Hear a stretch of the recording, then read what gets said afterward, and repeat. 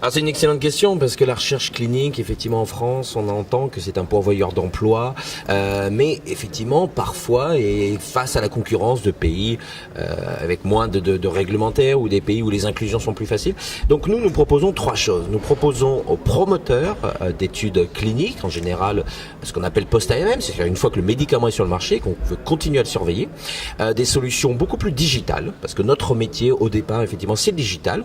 Nous sommes au départ des ingénieurs en informatique et nous avons une solution complète, ce qu'on appelle le CRO, c'est-à-dire que l'on va s'occuper depuis le protocole, à l'ouverture des centres, aux analyses, au monitoring, au suivi. Et l'autre particularité, c'est que l'on est tourné patient. Et ça aujourd'hui, c'est une attente très forte pour obtenir des données d'une manière un petit peu nouvelle, en direct du patient, avec des objets connectés, mais aussi avec des données administratives comme le SNDS. Donc voilà, donc on a une offre agile autour du digital et du patient, et ça aide nos clients, en général l'industrie pharmaceutique ou les promoteurs de recherche, à se différencier et à pouvoir continuer à conduire des études cliniques en France.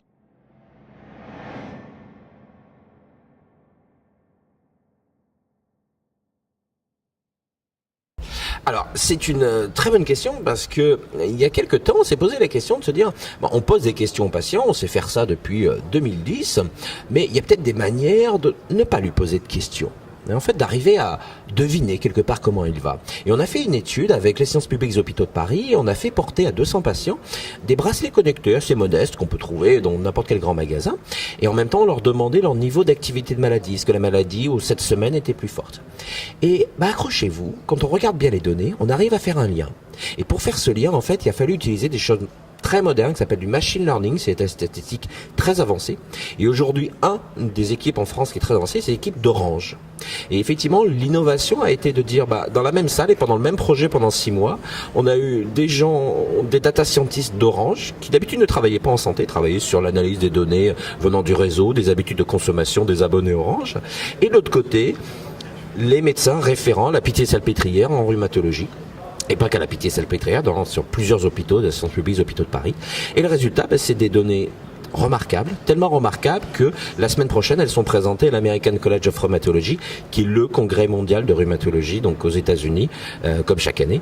Et parce que ces données changent un petit peu la donne, et surtout la manière de les construire a été originale, parce qu'on a eu de l'équipe mixte et de l'innovation vraiment collaborative, entre guillemets, cette fois-ci.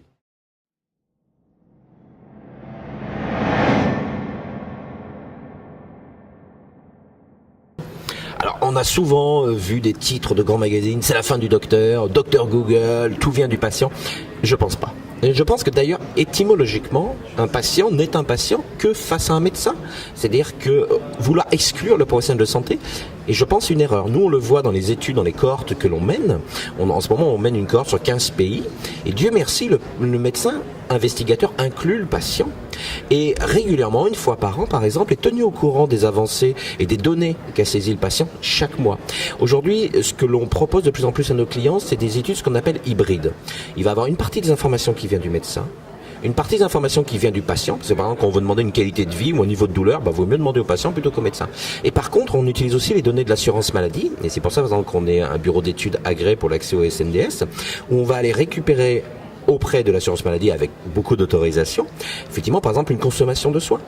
En fait, aujourd'hui, le principe est de dire, demandons à la bonne personne les données et allons chercher les données là où elles sont, et les données le plus en direct. Savoir l'historique des médicaments que vous avez pris, c'est dans les bases de données du SNIRAM.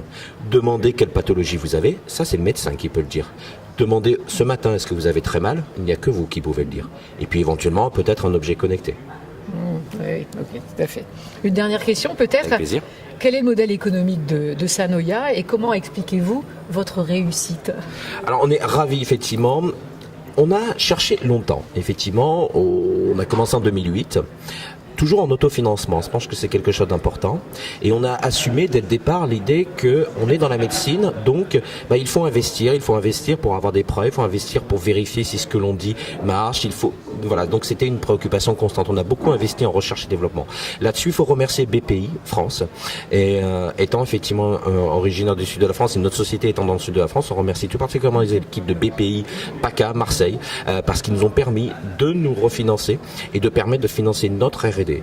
Aujourd'hui, notre succès, c'est qu'en fait, avec de l'innovation, dans la confiance de grands groupes, de grands donneurs d'ordre, notamment de l'industrie pharmaceutique ou des autorités de santé, on est l'heureux orchestrateur d'une grosse cohorte financée par la NSM. Et donc c'est ça aujourd'hui notre manière de nous financer, c'est notamment la recherche clinique, parce que dans la recherche clinique, on est toujours à la recherche d'informations en direct du patient, sur la qualité de vie, sur les effets éventuellement des médicaments. Et ça, effectivement, c'est aujourd'hui notre source principale de revenus en tant que CRO, c'est-à-dire plus loin que juste la solution digitale, l'ensemble des opérations humaines pour mener une recherche. Mais encore une fois, on n'aurait pas pu fonctionner si on n'avait pas eu sur notre route BPI. Quelques années avant, 2008, l'incubateur CNRS Allègre de la Belle de Mai à Marseille.